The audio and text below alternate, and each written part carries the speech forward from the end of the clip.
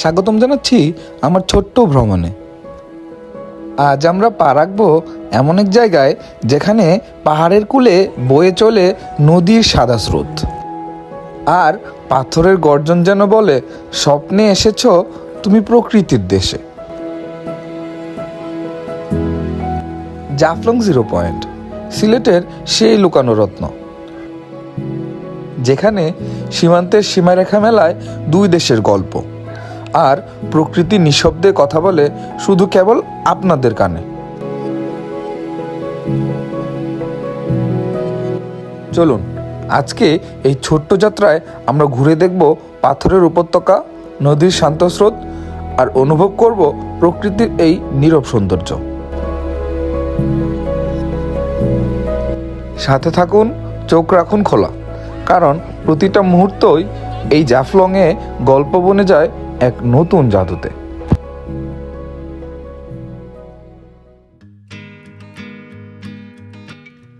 সিলেট শহরের সুবানীঘাট থেকে বাসে করে খুব সহজেই চলে আসতে পারবেন জাফলং। শহর থেকে প্রায় 1 ঘন্টা 20 মিনিট বাস যাত্রার পর চলে আসা যাবে তামাবিল। তামাবিল থেকে জাফলং রোডে 5 মিনিট যাত্রা করলেই পাওয়া যাবে সেই বহুলকাঙ্ক্ষিত জাফলং জিরো পয়েন্ট যাওয়ার রোড, অর্থাৎ গুচ্ছগ্রাম। আসলেই রাস্তার চারপাশটা সবুজ গাছগাছালি দিয়ে ভরা। এই গাছগাছালির শান্ত ছায়ায় বসেই সাধারণত ভ্রমণপ্রেমীরা তাদের ভোজন সারেন। এই সুন্দর আঁকাবাঁকা পথ ধরেই চলে যেতে হবে গুচ্ছগ্রাম রোডে, যেখান থেকে খুব সহজেই বিজিবি ক্যাম্পে যাওয়া যাবে। জাফলং ভ্রমণে যারাই আসেন তারাই এই সবুজ অরণ্যের মায়ায় পড়ে যান। অতঃপর চলে আসলাম গুচ্ছগ্রাম।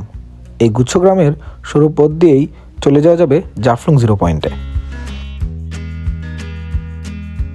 সাথে বাইক থাকার কারণে আমাদের ভ্রমণটা যেন আরও অনেক সহজ হয়ে উঠেছিল। গুচ্ছগ্রামের এই রোড দিয়ে ঢোকার সাথে সাথেই হাতের ডানে চোখে পড়ছিল ভারতের সুবিশাল পাহাড়গুলো। আজ আমরা এসেছি বাংলাদেশের একদম শেষ প্রান্তে। এখানে পাহাড়, নদী আর আকাশ একসাথে মিশে গেছে। আজ বন্ধের দিন, হয়তোবা অনেক পর্যটক থাকবে।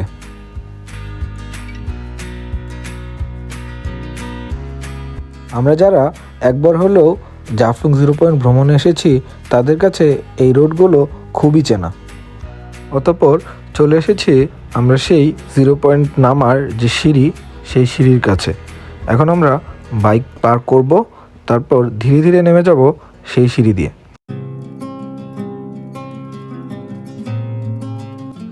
গাড়ির চাপ দেখে বুঝতে বাকি রইল না যে আজ অনেক পর্যটক এসেছে।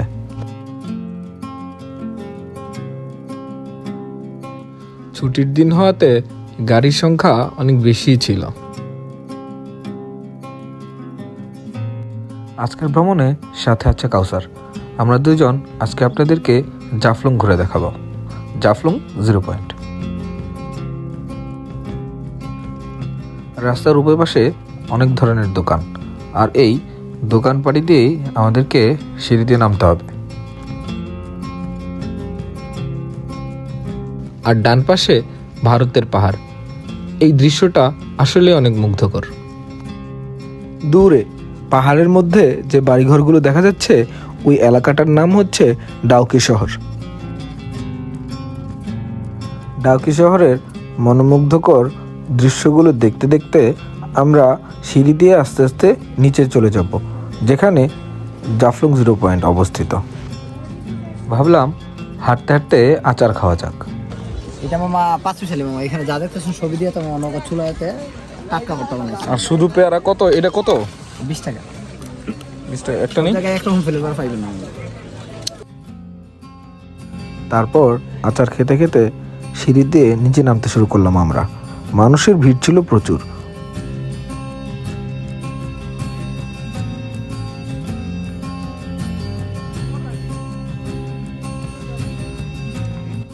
ওই যে দূরে দেখা যাচ্ছে চেয়ারগুলো, সেখানে বসেই ভ্রমণপ্রেমীরা ছবি তুলে থাকেন। এত সুন্দর ভিউ, অবশ্যই যে কেউ ছবি তুলতে চাইবে এখানে। আমরাও কিছুক্ষণ ফটো সেশন চালালাম। এত সুন্দর একটা পরিবেশে এত ছিমছাম একটা বসার প্লেস, আসলেই এই জায়গাটায় বসলে নিমিষেই মন শান্ত হয়ে যাবে। এই মুহূর্তে আমার ঠিক পেছনে, অর্থাৎ এই যে এই জায়গাটা হচ্ছে ভারতের মেঘালয়ের যে অংশটা। আর আরেকটু ওই পাশে, অর্থাৎ পশ্চিমে যদি আমরা একটু দেখি, তাহলে ওই পাশে হচ্ছে জাফলং 0 পয়েন্টের যে মূল পর্যটন স্পট সেটা। এবং আরও ওই পাশে, অর্থাৎ আরও পশ্চিমে গেলে আমরা সেখানে দেখতে পাবো মাইবি ঝর্ণা। যেই ঝর্ণাটায় এখন পানি নাই, অর্থাৎ সচল নাই। তবে যখন বর্ষাকাল আসে, বর্ষাকালে মাইবি ঝর্ণা অনেক বেশি সুন্দর হয় এবং পর্যটনে মুখর হয়ে ওঠে। পর্যটকের ভিড় ঠেলে সামনে এগোচ্ছি আমরা, নামছি সিঁড়ি দিয়ে। ওই তো 0 পয়েন্টের পাথর দেখা যাচ্ছে। একটু নিচে নামতেই একজন ভ্রমণ গাইড এসে আমাদের সাথে কথা বলতে লাগলো। দুইজনে কত? 800।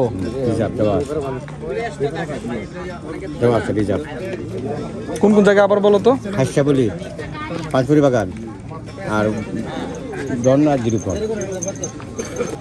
মামা ঝর্ণায় তো পানি নাই, অনেক কি করবো? ঝর্ণা 2 দেখবে। ঝর্ণা যদি না জানতে মনে হয় যে আপনার 3টা স্পট ঘুরে আসবে।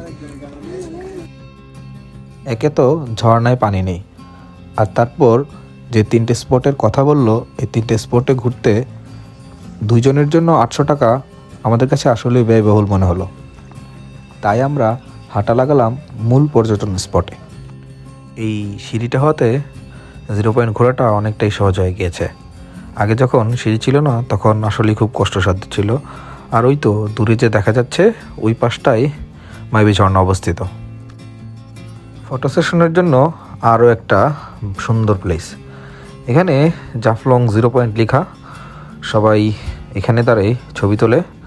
আর এর ঠিক পিছনেই অবস্থান করছে 0 পয়েন্ট। ওই তো দূরে 0 পয়েন্টের পাথর দেখা যাচ্ছে, আর নিচে দেখা যাচ্ছে অসংখ্য দোকান।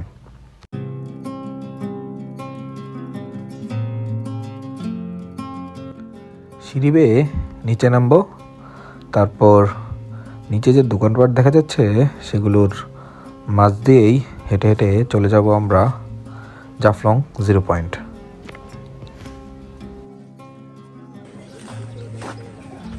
আশেপাশে কিছু ভাতের হোটেল দেখা যাচ্ছে। আপনারা চাইলে দুপুরের লাঞ্চটা এখানে এসে সেরে ফেলতে পারেন।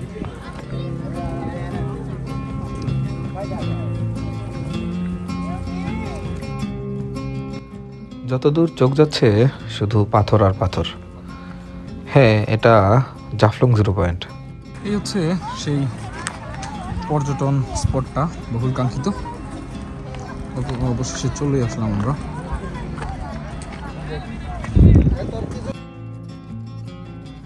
একটা সুন্দর দুপুর, একটা স্নিগ্ধ বিকেল, কে না চায় এরকম সুন্দর একটা পরিবেশে উপভোগ করতে।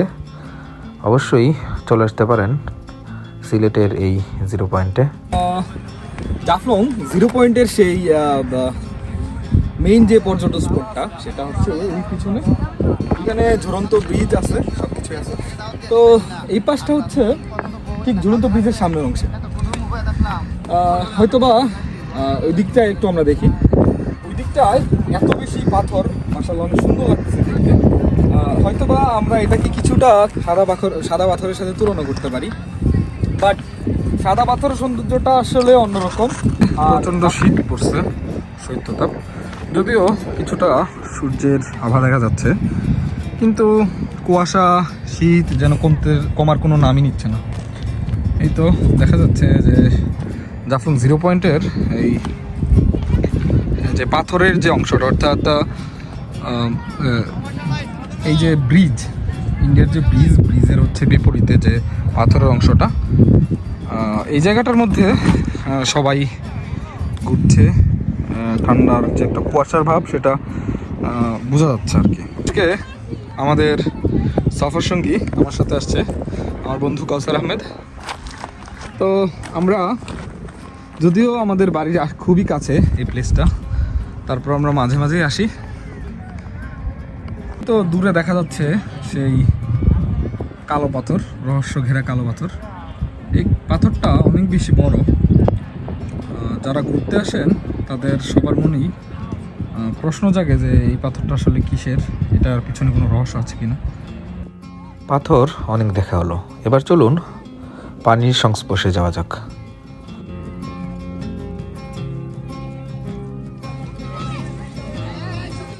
ওই তো ঝুলন্ত ব্রিজ দেখা যাচ্ছে, আরও দেখা যাচ্ছে অনেক নৌকা।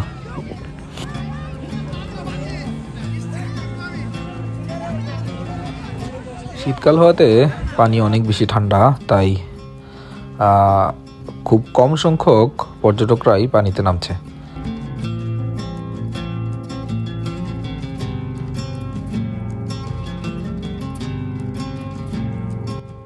এই নদীটার নাম হচ্ছে পিয়াইন নদী। ভারতের মেঘালয় থেকে বয়ে আসছে বাংলাদেশের দিকে। আমরা এই মুহূর্তে যেখানে দাঁড়িয়ে আছি সেটা হচ্ছে বাংলাদেশ, আর সামনে যে ইয়াটা দেখা যাচ্ছে পাহাড়টা, এই পাহাড় থেকেই ইন্ডিয়ার শুরু। তো এই হচ্ছে পরিবেশ বাংলাদেশের। এখানে বসার জায়গা, পর্যটকরা এখানে বসে সুন্দর মনোরম দৃশ্য উপভোগ করে। ইন্ডিয়ার পর্যটকরা প্রতিনিয়তই আসে এখানে ঘোরাঘুরি করতে। তারপর আমরা এখানে দেখতে পাচ্ছি যে ইন্ডিয়ান বেশ কিছু যারা এলাকার নেটিভ আছে তারা এখানে গোসল করার জন্য আসছে। পানি অনেক বেশি ঠান্ডা। এত সুন্দর একটা জায়গায় নৌকা ভ্রমণ অবশ্যই একটা রোমাঞ্চকর অভিজ্ঞতা হতে পারে। এদিকে আমি ব্যস্ত প্রকৃতি উপভোগে, খুব স্নিগ্ধ একটা বাতাস বইতে লাগলো। কেউ কেউ ব্যস্ত ছবি তোলায়, আমি প্রকৃতিটাকে উপভোগ করছিলাম। আপনিও চাইলে উপভোগ করতে পারেন এই পরিবেশটাকে।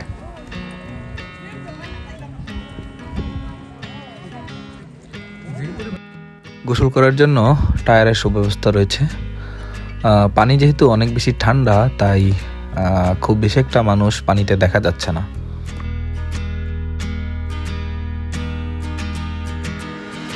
এই যে দেখেন পানিটা কি পরিমাণ ক্রিস্টাল ক্লিয়ার, পানি একদম পাথর দেখা যাচ্ছে।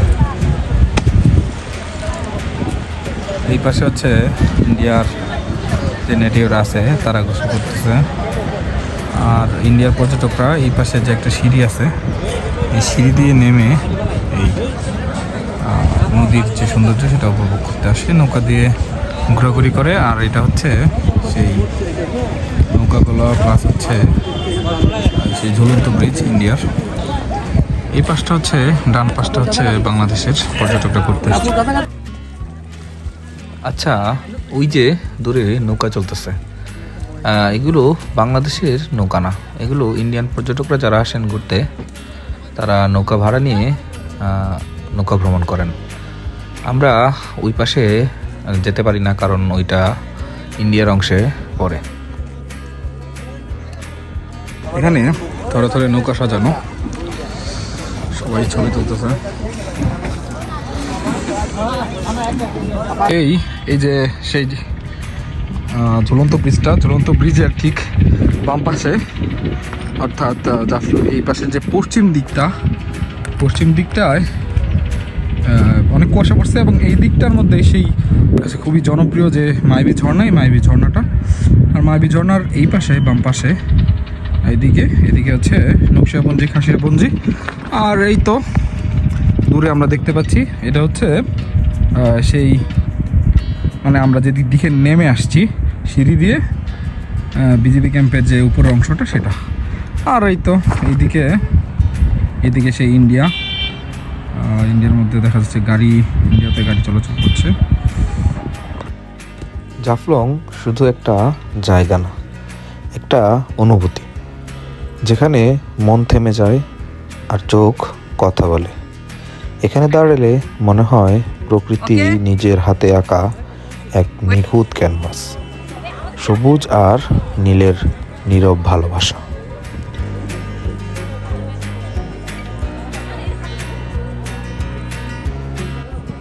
পাথরের ফাঁকে ফাঁকে বয়ে চলে জল, মনে করিয়ে দেয় জীবন যতই ছোট হোক না কেন, চলার পথ সে নিজেই খুঁজে নেয়। এই 0 পয়েন্ট এসে বুঝি কিছু সীমান্তে মানচিত্র থাকে, আর কিছু সীমান্ত হৃদয়ে মিশে যায়। যেখানে দাঁড়িয়ে এখন ফটো সেশন করা হচ্ছে, এটা হচ্ছে বাংলাদেশ, আর ঠিক অপর পাশেই আমরা বিএসএফের ক্যাম্প দেখতে পাচ্ছি। আর ঠিক বাম পাশে বাঁধা নৌকাগুলো ইন্ডিয়ার অংশের।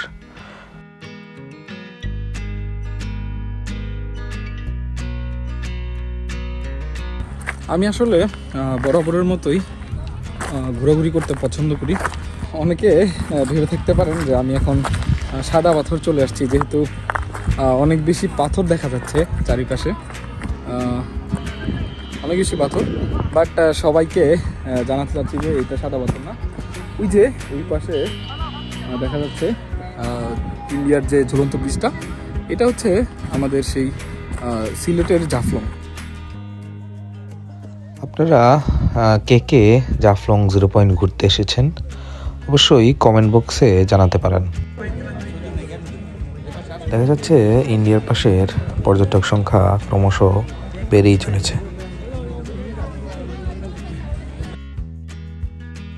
বিকেল নামতে না নামতেই ইন্ডিয়ার অংশের পর্যটকদের নৌকা ভ্রমণ যেন এক মহোৎসব হয়ে দাঁড়িয়েছে। পরিবার পরিজন নিয়ে ছুটে এসেছেন ভ্রমণপ্রেমীরা দেখতে জাফলং 0 পয়েন্ট, তাই তো মনের সুখে চালাচ্ছেন নৌকা। ভ্রমণপ্রেমীরা জাফলংয়ে আসলেই এই দূরের কালো পাথরটার দিকে বিস্ময়ের চোখে তাকিয়ে থাকে অনেকে।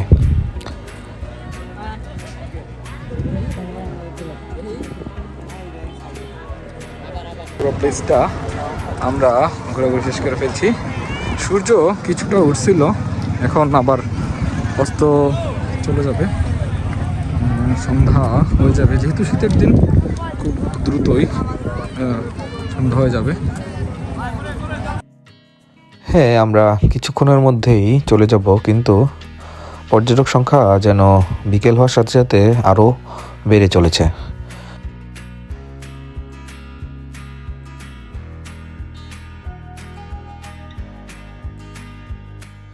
মানুষের ভিড় ঠেলে আমরা আবারও সিঁড়ি দিয়ে সেই বিজিবি ক্যাম্পের যাওয়ার জন্য রওনা দিলাম। পাশে ভাতের হোটেলে অনেকেই তাদের ভোজন সারতেছে। ওই তো দূরে দেখা যাচ্ছে সেই সিঁড়ি, আমরা এখান দিয়েই উঠে যাব বিজিবি ক্যাম্পের ওইখানে।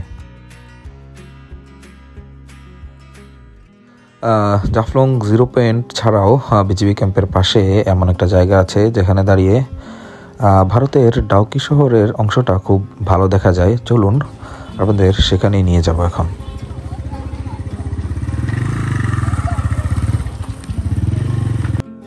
এই পাশটায় যেন পর্যটক কিছু কম, তাই এখান থেকে খুব সুন্দর করেই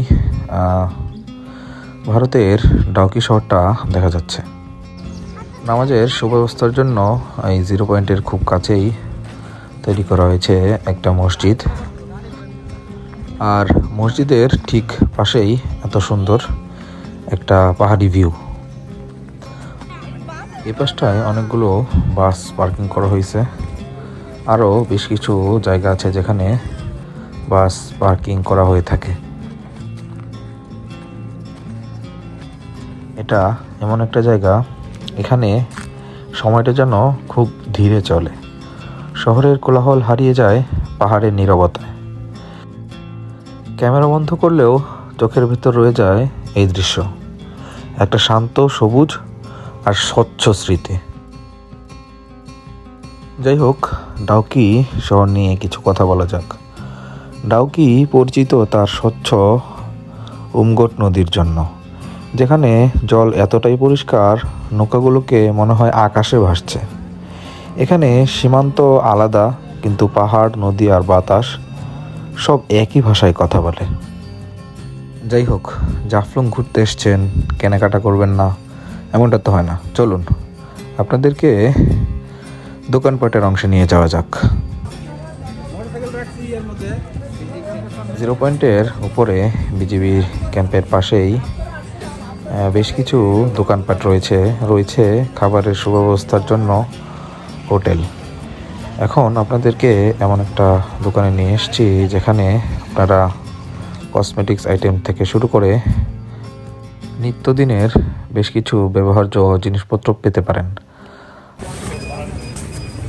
এটা ইন্ডিয়া থেকে আনা।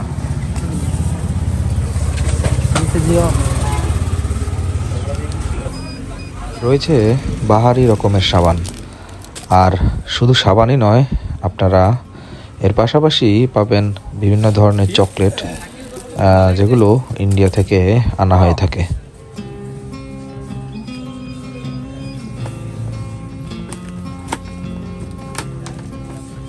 জাফলং ভ্রমণে এসে অনেকেই শিলপাটা খুঁজে থাকেন। একটু খোঁজাখুঁজি করলেই তারা শিলপাটার দোকানও পেয়ে যাবেন। অবশ্যই খুব দক্ষতার সাথে শিলপাটা কিনতে হবে। এই ছিল আমাদের জাফলং ভ্রমণের এপিসোড। ধন্যবাদ সবাইকে আমাদের সাথে থেকে ভিডিও উপভোগ করার জন্য। সাথে ছিলাম আমি মাহমুদুল হাসান রাহাত ফ্রম রাহাতগ্রাফি জার্নাল। অবশ্যই আপনার মূল্যবান কমেন্টের মাধ্যমে আমাদেরকে জানাবেন জাফলং ভ্রমণের এপিসোডটা ঠিক আপনাদের কেমন লেগেছে। আর অবশ্যই সাবস্ক্রাইব করার অনুরোধ রইল। পরবর্তী ভিডিও দেখার আমন্ত্রণ জানিয়ে আজকে এখানেই শেষ করছি। ধন্যবাদ সবাইকে।